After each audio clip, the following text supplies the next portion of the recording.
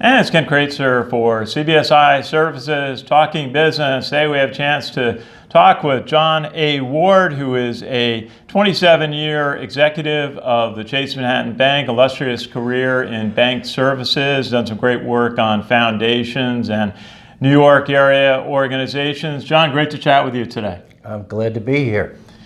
Great. John, tell us, let's start. You're working, we met again through the Chase Alumni Association. You've got an event honoring Art Ryan, a colleague from Chase, who I know from Providence College. And tell us a little bit about this organization, the Chase Alumni Association. Well, we have 1,500 members, and you have to pay to be a member, which is pretty unique because many corporations have unpaid membership, but it isn't really, the people aren't motivated to come. And so I think, and by the way, JP Morgan Chase loves us, so they give us great rooms for these meetings. It's absolutely terrific. So, but it's unique. And it becomes more unique because Chase has now, or JP Morgan has now used the Chase brand for its retail businesses. And so people who are younger and leaving or retiring join because they say, hold it, I can still have my relationship with Chase, with my friends at Chase. So originally it started a very different way. A lot of the senior people who ran the international department were moved back to New York because they wanted to restructure the bank. And when they came back, they used to meet in a bar, and that bar was the beginnings of the Chase Alumni Association, where people would talk about the interviews they had and talk about companies, and they could say, hey, I wasn't interested, but you might be in. And John Ward, tell us a little bit how it started for you. And I know you went to Boston College and did internships in banking before you started your career. Tell us a little bit about your education and how you got into banking. Well, I'm going to start from my first job. It was a summer job at First Boston, and I worked in the mailroom. And I did that for 2 years. And what I discovered there was I was delivering the mail. There were a lot of people making a lot of money. Now, in those days, an investment bank, if you made a couple of $100,000, that was a lot of money, because now we're back in 1963. So I did that for 2 years, and I did get motivated to try to get into banking. I then spent 3 years at Bank of New York. The first year, I worked for the operations manager and reviewed inventory and found out what levels of inventory we needed in the company. And I did that for the summer, and I learned a lot doing that. The next 2 years, I worked in the mutual fund area. And that's what we did. They hired a lot of smart people in the summer, and they could learn it as fast as hiring people off the street, but they had to train the people off the street because they didn't really understand as much. So we did that, and somebody would send in, say, I lost all my records on when I invested in this company, and we had to go back, look through the records of the mutual fund, and in those days, they weren't on a computer, they were on a wall. And I learned that, and that was good. They made me an offer coming out of college, but I went to Boston College, and I wound up being valedictorian of my class. So I decided to go on, and I got a Joseph Wharton Fellow at the Wharton School for an MBA. The next time I worked was at Chase. And I came back for the summer, worked in global credit, and did a case study on John's Bargain Store. So that became a training, something they used in their training. And I thought it was It was an interesting project for me. Then I came back when I graduated. Now, I had an offer from First Boston, but I thought the banks would defeat the investment banks longer term. I was just 40 years too early, okay? Now we don't have Lehman Brothers, Bear Stearns. It was, Merrill Lynch was taken over. It changed. So I was right, but I was wrong, because I could have been making $5–10 million a year if I had gone that route, but I didn't.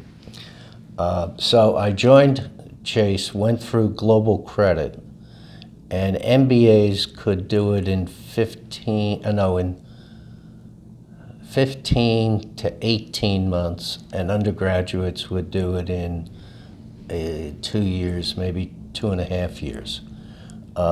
With an MBA, I think it could have been done quicker, but MBAs usually were looking at things from an investment point of view, and a bank looks at things of how certain am I to get the money back. So the bank, yes, they do look at cash flow, but they also look at asset protection. And can you get a lien on the assets, or do you hold the assets, such in certain commodities you might hold or at least have certificates in warehouses. So that was a difference between an MBA. And after that, I came out and I did something very different. I worked in corporate development. Corporate development did mergers and acquisitions for the holding company. So we weren't doing it for customers. We did it for the holding company. So one of the deals I worked on was Dow Finance.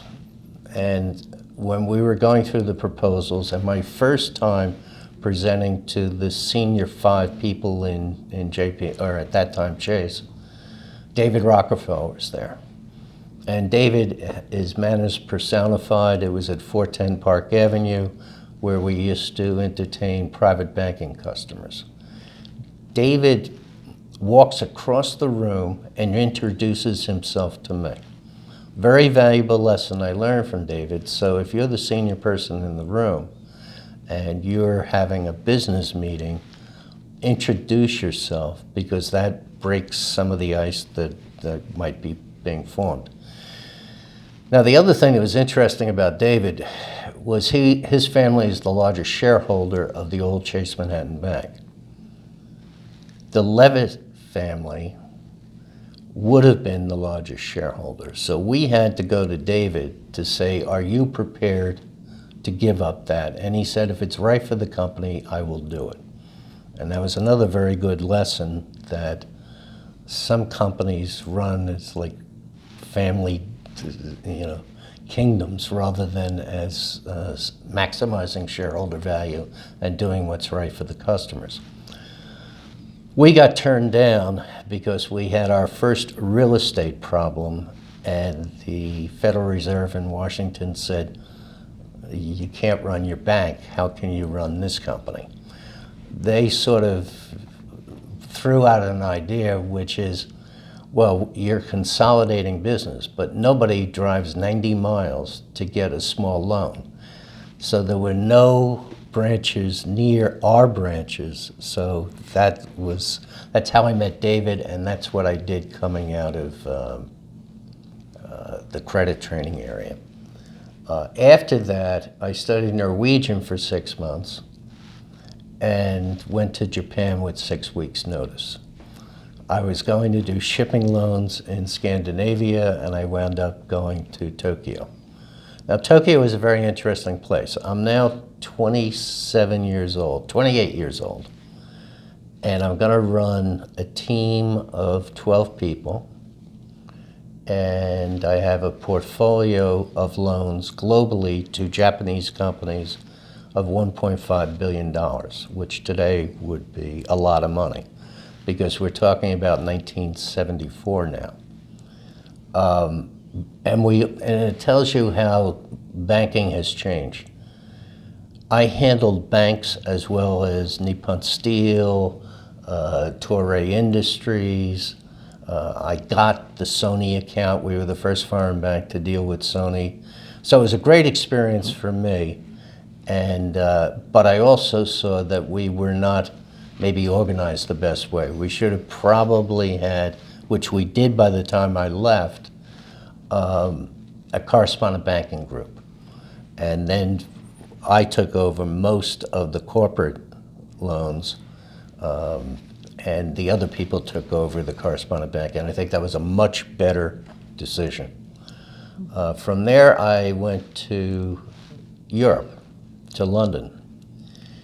In London, I was in charge of trade and export finance. So now I'm into a product area rather than a market segment. Our strategy was to do export credit loans in Europe. So we would work with European corporations for their exports around the world.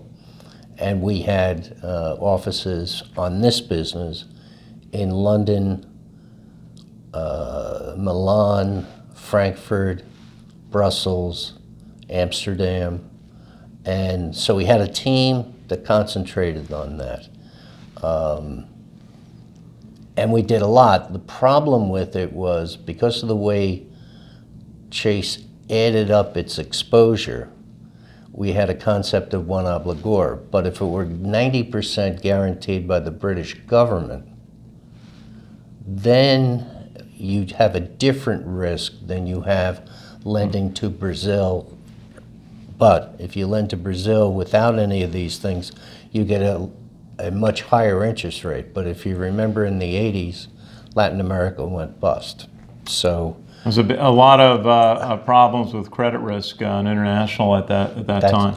Right. So, you know, I got to Europe in '77, and I came to New York in 87, 88. I had to commute back and forth. My family was still in London. But I learned a lot of lessons doing trade and export finance. It was a product company.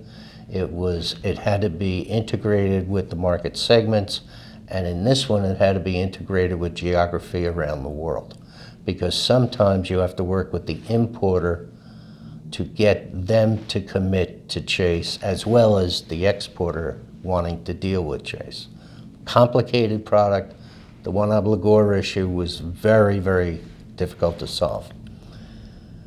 So And you came back to New York? No. Another steps on the path? Yeah, I bitched and moaned so much about the credit function. They made me the chief credit officer for the Europe, Middle East, and African area. Now, I learned a lot from that, too.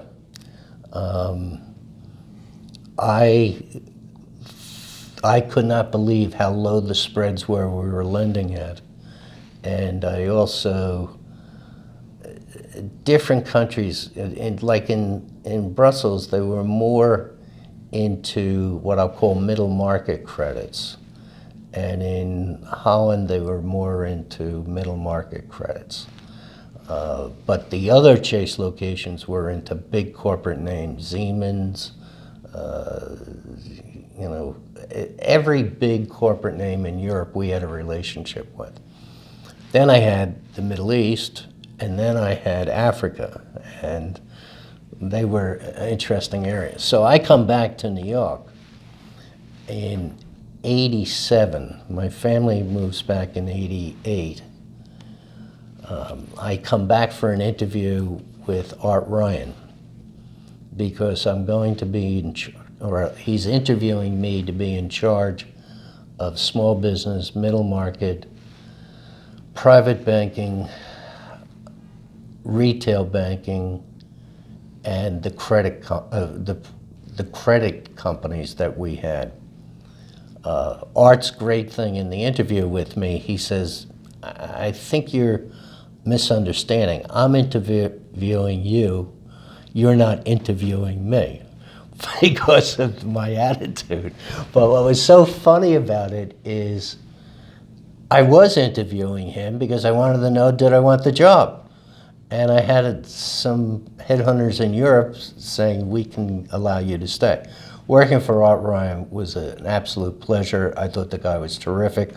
I can't wait for the next Chase reunion which will be on October 23rd. 23rd, yeah. Well, I knew Art Ryan because I was a tenure. I was at Chase in the late 80s. A lot of changes, consolidation in the credit card industry. When I was there were 100 credit card companies that mattered, and now it's 5 or 6. And the laws were changing. Banking was going from a state-regulated activity to a regional and eventually national. And a lot of technology applied in that era. What were some of the highlights of some of the things you were working on when you were in that role in retail banking? Well, I'm going to go to one other before we get to the card.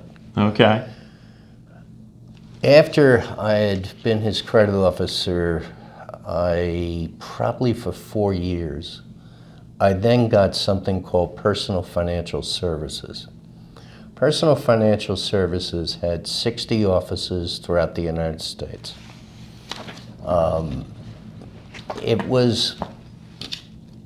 It started off, it never made any money. Then Joel Epstein got them to make some money, and Deb Talbert continued that. I came and saw some fundamental things that I thought we could change. One is very simple. It costs us $7,000 to make a loan. So I said, in the old days, you had to charge a customer 2% up front to get a mortgage. So I said, if I have $7,000 of my cost of origination, I shouldn't make a loan below $350,000, which was a radical change for this company. If it moved, they'd finance it, but they were running after everything, and I thought focusing would be more important. So what did we do? We focused on loans above $350 unless a child was buying a home, we'd keep a family relationship, okay? But we wouldn't go out in the street and get somebody else. The marketing people or the salespeople hated this, okay? This would take volume away. But we got very good at it, and we were number 4 when I started, and we were number 1 in jumbo mortgages when I left. So I think that was one thing. Key lesson there is to focus on big customers. If you can't do, small mortgages efficiently, and by the way, what also made dealing with large customers, our people were credit trained in the mortgage business. So when they went and were doing a negotiation with the potential customer, they knew what could get approved and they knew what would not get approved. And that was a tremendous advantage of that sales force. So as I said, we went from number 4 in market share to number 1. While I was there, we went from $10 million of earnings to $100 million of earnings. And I was only there 2.5 years. But it was a different focus. And then we started saying, maybe we should go for the Malcolm Baldrige. And we had the highest employee satisfaction in the old Chase Manhattan Bank. In customer satisfaction, we were number 1 as measured outside by independents. We lost 1 basis point in mortgages, which was, if you think about what happened in 2008, this is... I was going to ask you on that. Well, yeah. Don't worry, we'll come back to that too. And we made the extra money, which I think was terrific, and the corporation did too. So I then went to the credit card. Now, the credit card, if going back to what you said before... That's why I first knew you, was because I was in the credit card business at Chase in those late 80s. So I go to the credit card. No, I didn't get to the credit card till 93. Okay. Now, the credit card in the 80s was a wacko business. And the reason it was, volume was the key. And they had no credit process. And they would go out, and the first year you'd write off, some guys wrote off 20%, 25%, okay? And then things stabilized, and then you had a normal company. By the time I got there, you were correct. There were 100. We at one time were number 2 in the business. By the time I got there, we were number 4 in the business. And nobody wanted to lower the price at the very senior levels, including Art Ryan. He had lowered it once, and it didn't do anything for the profitability.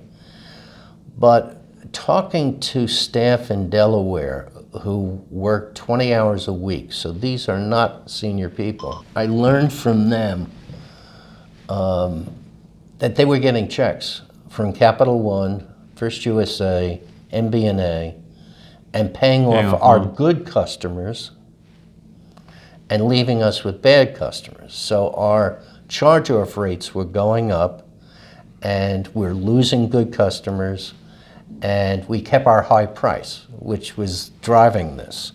So in the end, I finally got to Art, and we made a case for lowering the rates, particularly based on the quality of the customer. Because in the old days, customers weren't differentiated. Everybody got the same rate, and that was crazy because these new competition really did know who was a good customer and who was a bad customer.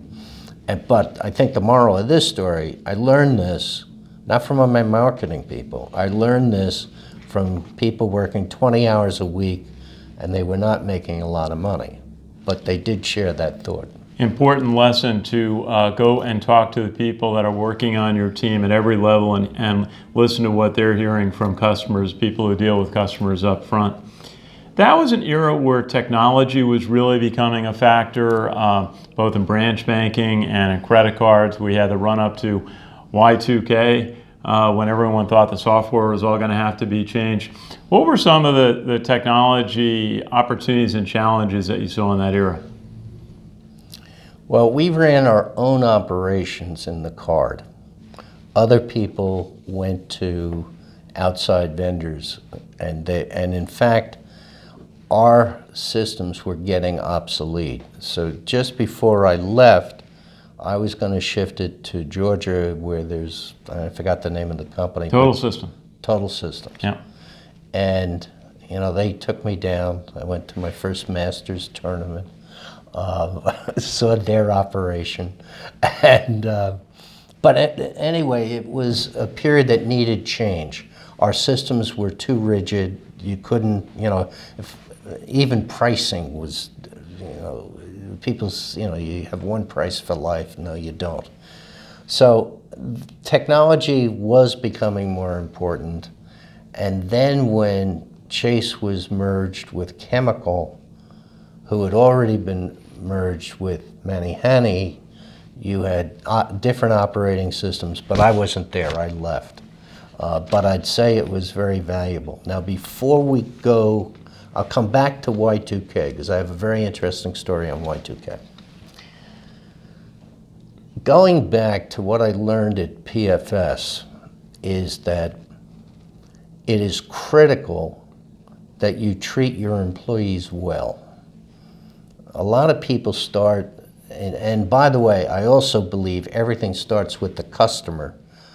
And if you don't focus on the customer, you'll never be successful.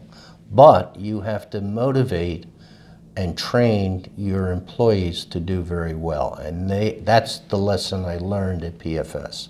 I had to run a larger group of people than I had ever run before. And they were in fear about me because I was the credit officer. And they said, he doesn't know anything about the mortgage business. He'll be awful here. One guy went out and had a couple of drinks when the announcement was made. And I thought it was very funny. But anyway, I think it was a very successful trip. And I carried that lesson over to the credit card. In the old days, the credit people within the credit card were on one floor, and the marketing people were on another floor. I forced them to sit, each row would one would be credit, one would be marketing. So they had to talk. There was no way they couldn't get away with this. So important. So I thought that was critically important to integrate so people are playing on, quote, the same team rather than be very independent functions within the credit card. You know, I worked at Sears and Dean Witter at one point in my career, and the Sears people felt when they had this one long building in Chicago that everybody worked on one part of the floor, that they all talked to each other a whole lot more than when they went in the Sears Tower and they were on 70 floors and they'd only see each other in the elevators occasionally. Right. That was, now let's go to Y2K. Y2K, I remember it well. Okay. So I'm in Bangladesh, in Dhaka, Bangladesh. I'm the chairman of the American Express Bank. So I go in, and they always have somebody to meet the foreign executive who's coming. And this guy was very articulate in English, but I was getting bored. And so I asked him, what are you doing about Y2K?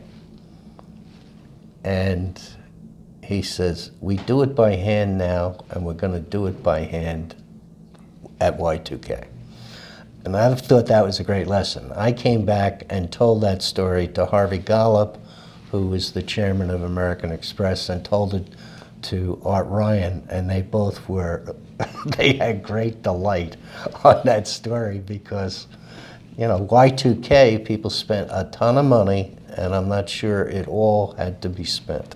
But it was, we were all in fear that because the software all was based on a year starting with a 19, and then everything would stop once you started a year with 2000, and nobody knew exactly that there would be some line of code buried in the system that could stop everything. It turned out a lot of companies changed their software. We had a client who went to change their total operating system for a credit card business, and then the impact turned out to be negligible on that day. We come from a marketing background in credit cards at CBSI. We tend to spend a lot of time on the marketing, driving business, growing business. What were some of the elements in credit card marketing in your tenure that tended to attract customers, attract business? Well, I think one was branding, using the brand of another organization. So we'd co-brand, and that was very successful. But of course, at that time, you could only deal with one customer. So if you did Delta, you could not deal with American. With the consolidation that you talked about before, Ken, that had to change because you could not do that anymore. And people, that was a change in the marketing effort. I think also just giving independent rewards became more popular. And, you know, one of the ones who did a lot of that was American Express with their Platinum card. Now Chase has the Sapphire card.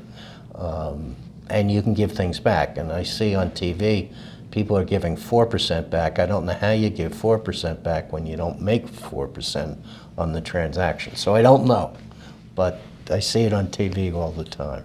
Very good. Now, just after the period where mergers were happening very frequently, the industry was moving towards regional and national banking. You had an opportunity to go to American Express. Tell us a little bit about that experience. Well, that was very different because there I ran an international bank, only international. The only thing we did in the United States, we did private banking in Miami and we did private banking in LA.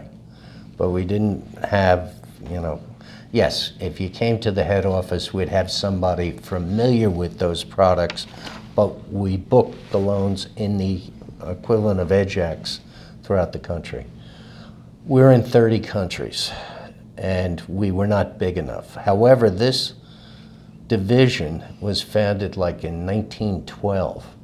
So this was one of the critical areas of American Express because they wanted to put funds that they had in their own bank, and they wanted to do their own foreign exchange, and that's what we did. over the years, it's very hard to compete against Hong Kong, Shanghai, Standard & Chartered, Citibank. Chase sort of got out of international, except for very big corporate banking or investment banking. So this was a different organization, and the need for a bank, because American Express was organized by product and really did very well within their product. They did not want to share marketing with the bank.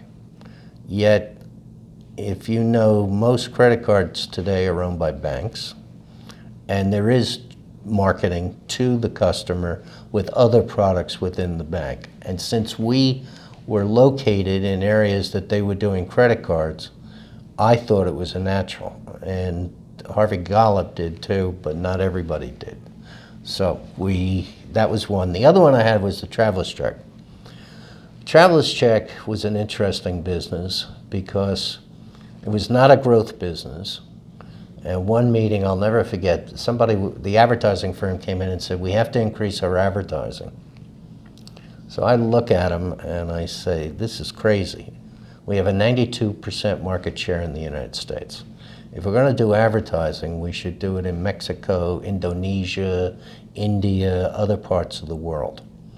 The thing that was interesting about the float, it was bimodal. It was either you got a traveler's check and you cashed it within 90 days. But other people put it in their wallet, and we had billions of dollars for 10 years. It was a great product. I used to go to cocktail parties on Park Avenue, and people would say, what do you do? And I'd say, I run the traveler's check group. And people were so proud they'd take out their traveler's checks. And I'd go to them, good today, good tomorrow. You ought to keep them because you never know when you're going to need to use them. And, that sounds... Now, I don't even know whether they sell traveler's checks anymore. I think it's stored value products and things like that. Sure. But I think if you're in India and you're traveling to Indonesia, you might still want to have traveler's checks. Absolutely. I haven't checked out in 15 years what's going on in the traveler's check business, so I don't know. I had traveler's checks for place in Barcelona, Spain one time on a trip. Right. And there's a certain assurance in that business. Right. John, you've been part of the era where banks wanted to cross-sell. I worked at American Express early in my career. Chase wanted to do more in insurance marketing when I was there. We saw what Citibank tried to do with Graham Leach Bliley in the late 80s. But cross-selling products, investment products, has really never taken off for the banking industry. Why do you think that opportunity never really matured? Okay. That's a long story. It could No. be. I think it's a very short story. Product companies, by their nature, like to do things their way. And I'll give you an example. I believe that, for example, a private bank is a market segment. However, these people are affluent enough to buy a lot of products. You better do their mortgage. You better do foreign exchange for them. You better, if they want a loan for a small business, you better do it for them. Some of these people have hundreds of millions of dollars with you. So, however, many private banks focus on investment products to prove that that's how they make money within their division. And it's very hard to cross-sell to a market segment when you rely on products generated by other divisions. And that's why I don't think it works. If somebody could solve the accounting problem, when I ran PFS, we had a very close relationship with the private bank. Why? Those people wanted big mortgages. That was in my interest to do it.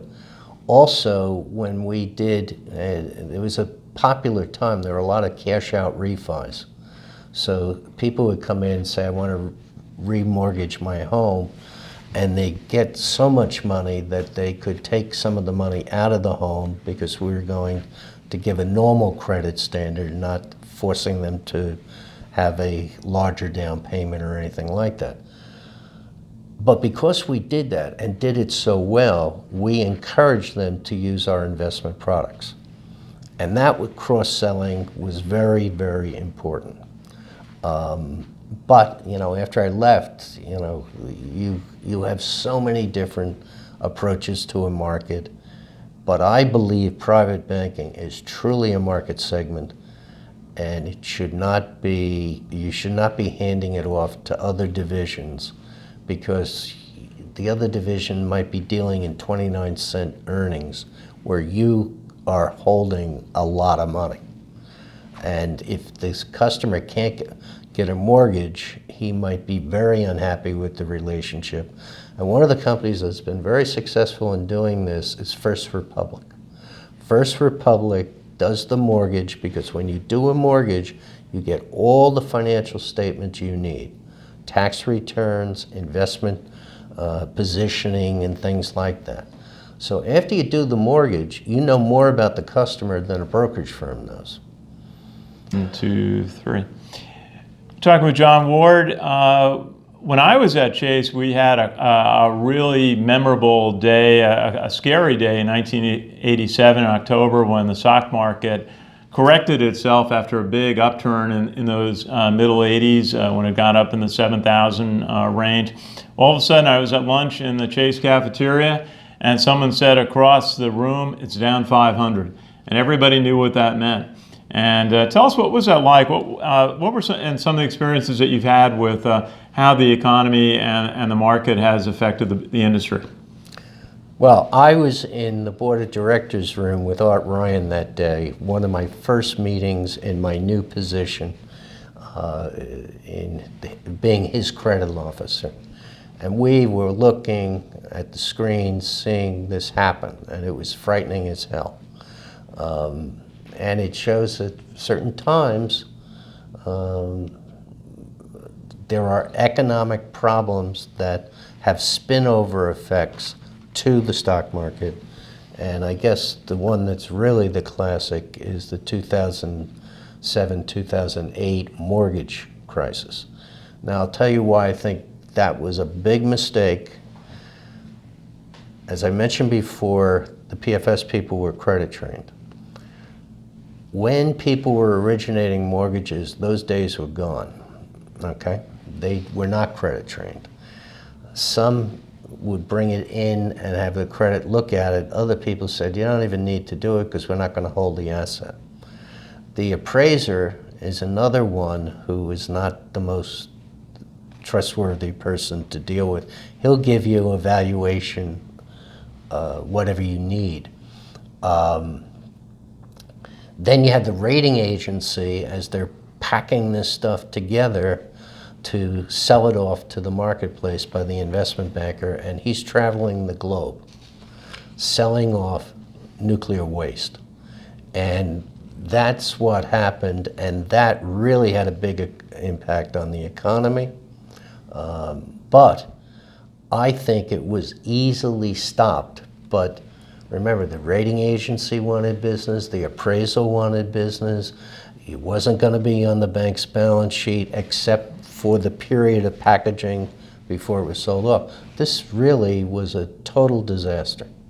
From your background in credit training and mortgages, it really must have been amazing to see what happened, that the lack of discipline applying to checking the credit rating of the mortgages. And do you feel like the remedies, Dodd-Frank in particular, the testing banks for their asset quality has been a positive, or has it been an overreach? I think it was an overreach, but remember, I was running an international bank at that time, so it had no impact on me.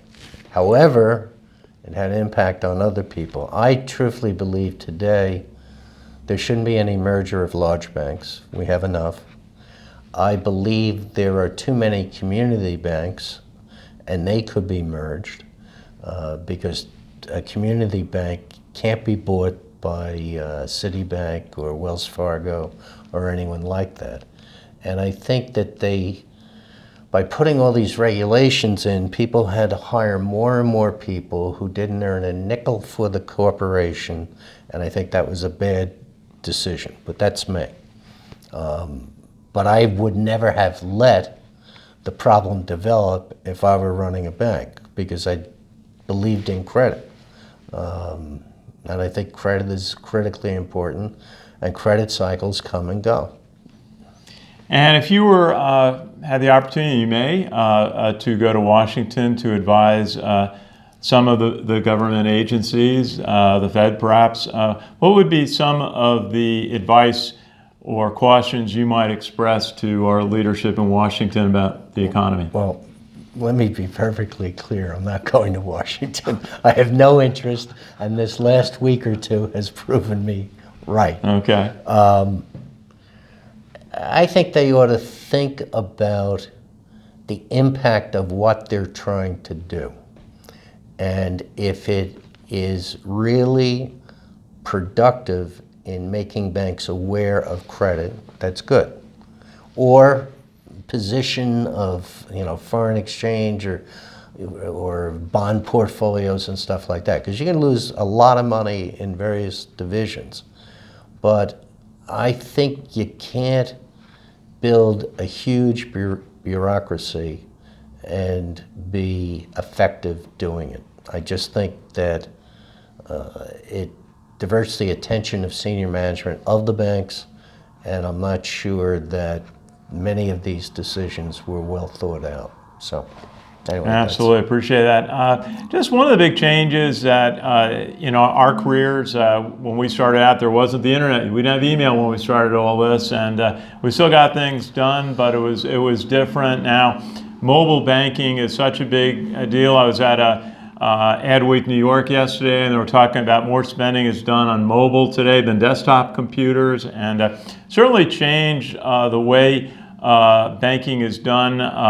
Customer service and the personal touch is still so important in how you deliver service, even if it's on a national network. What are some of the keys you see today to provide quality service to banking customers?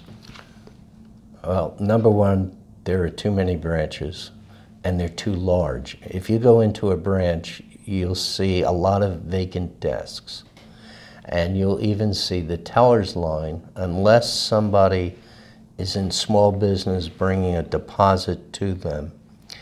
I use the teller once a year to get cash for tips to the people in the building. I make online payments. I use ATMs. But I think the important thing is if you go into a branch, just look around. Now, a lot of those are a function of the leases that are there.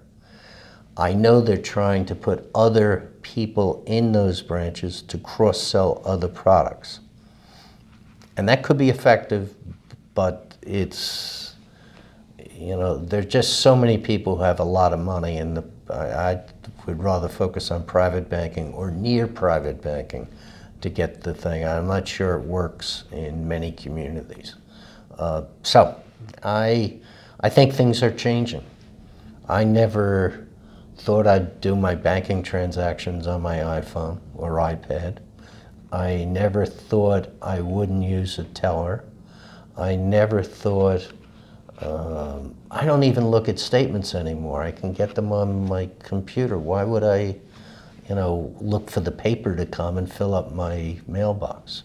So it's a different world, and I think this different world, the real question is, what does the customer want, and how are you going to provide it? And I think the old model isn't working. But that's an issue for, the chairman of Wells Fargo or JP Morgan or Citi. What do we do with all these branches? Absolutely, and I guess the other question we have is providing a sense of security to customers. Data breach has been a big issue. Absolutely. Facebook just had an issue this week. And I know it gets very technical. They're talking about blockchain being a possible remedy in the future to provide more security. But how do we reassure customers that we can protect their data while we provide them excellent service? I don't know. I'm not a technology person, but I do know that there have been serious problems. I got hacked once, but it was a strange situation, very strange. So I don't know. I'm not a good one to give you thoughts on this. I do think they need to have good walls that can't be broken, but I just don't have suggestions on how to do it. Absolutely. Now, I got to ask you before we break, you just came back from a couple of week trip to Russia with a Chase group. What was your feeling from the trip, meeting people? Is there an opportunity for a better relationship for the United States and Russia? I was very impressed by Russia. Very, very impressed. We went to two major cities, St. Petersburg and then down to Moscow, and we were on a boat for 6 days traveling on the river down, including the Volga at one point, stopping in little communities, and they were great fun. Thing I was impressed with, the streets are clean. You don't even find a cigarette butt, and yet the Russians smoke a lot. People don't jaywalk. There are no homeless people, at least in the major cities I saw. The housing looks in good repair. So I'm not sure. I think we should be closer together, but they sometimes go out and do other things that are not appropriate, yes, such as Syria, and it's just. I went there skeptical and walked out and was very, very impressed.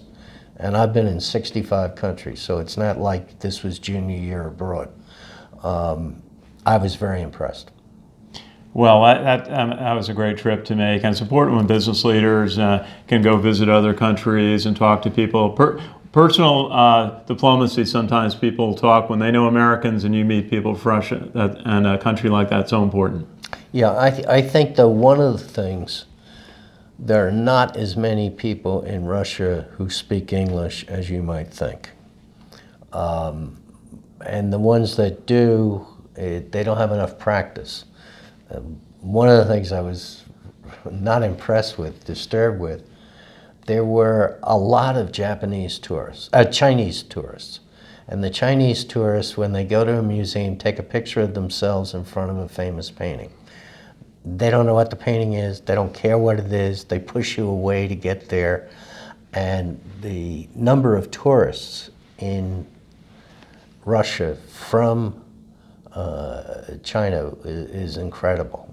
And to put it in perspective, St. Petersburg is a community of 5.5 million, and they have 7.5 million tourists. So tourism is a very important deal. And remember, you can't do that year-round because it gets very cold in St. Petersburg. So it's a real challenge to handle that volume of tourists in a short period of time. Well, just to wrap up today, and it's a pleasure to talk with you and reminisce about some great days in banking, some challenges. October 23rd, you're going to recognize Art Ryan, a former vice chairman at Chase, went on to be the CEO at Prudential, fellow graduate of Providence College. He and his late wife made the key donation for the new Ryan Business School building at Providence College, a gorgeous new building in adding to their new AACSB program. And it's great that Art and his wife are part of that. Just tell us about the plans for the gathering. Well, there are two gatherings that evening, one for Art Ryan and one for the people who, in the mid-'70s to mid-'80s, did Japanese business. And they have never met as a group in the history of the Chase Alumni Association. Yes, one-on-one you can see somebody like that. the most important thing is Art is a great public speaker, and he can walk around and talk to the crowd better than I've seen anybody. He's very personable, and I think if I introduce him, he makes a short speech, but he really walks around and sees the crowd. That's the most important thing we can do that evening. I will keep the Japanese in the, they're not Japanese people, they're people who off in a subgroup because I don't know how to do it. Maybe hang a Japanese flag. I don't know what we have to do, but not that they should be separate, because some people are very close to Art, like Tim McGinnis, who ran Japan at one point in time. He'll be there, but he was also very close to Art Ryan. So I can isolate people for a while, but I can't do it the whole evening, and it should be a fun event. Hey, one other quick question. You've done a lot of work for charitable organizations in the New York area, and one you spent 18 years with is Big Brothers and Sisters, a very important group helping educate and provide leadership and guidance to young people. Why is that a very important project for you? Well, I saw how effective it was. We wound up at American Express being the second or third largest in the mentoring program. And it's one-on-one mentoring. The people come in and sit at the desk of the person who's the mentor. But as the relationship develops, they'll go out and go to sporting events and others. And it shows another part of life that some of these kids don't see. And it has been very effective. The only reason I gave up on Big Brothers Big Sisters, I'm a Florida resident, and I couldn't come up for monthly meetings, and yet they were very well done. The leadership there is excellent, and I only could give great kudos. And everybody who was a mentor at American Express had a both sides, both the mentoree and the mentor were both very, very well rewarded by the experience. Well, Mr. John Ward, a pleasure to chat with you today and reminisce and hear about some of the key moments and challenges and opportunities in your career, 27 years at Chase, time with American Express, time both overseas and here working on domestic U.S. banking. A pleasure, and we'll look forward to seeing you when Art Ryan is recognized later this month. Ah, that's great. I'm glad you're coming, and I appreciate you spending the time with me and listening to my stories. Oh, it's great. You're a witness to history, and really have achieved a lot, and great to chat with you today. So from New York City for CBSI Services Talking Business, this is Ken Kraetzer.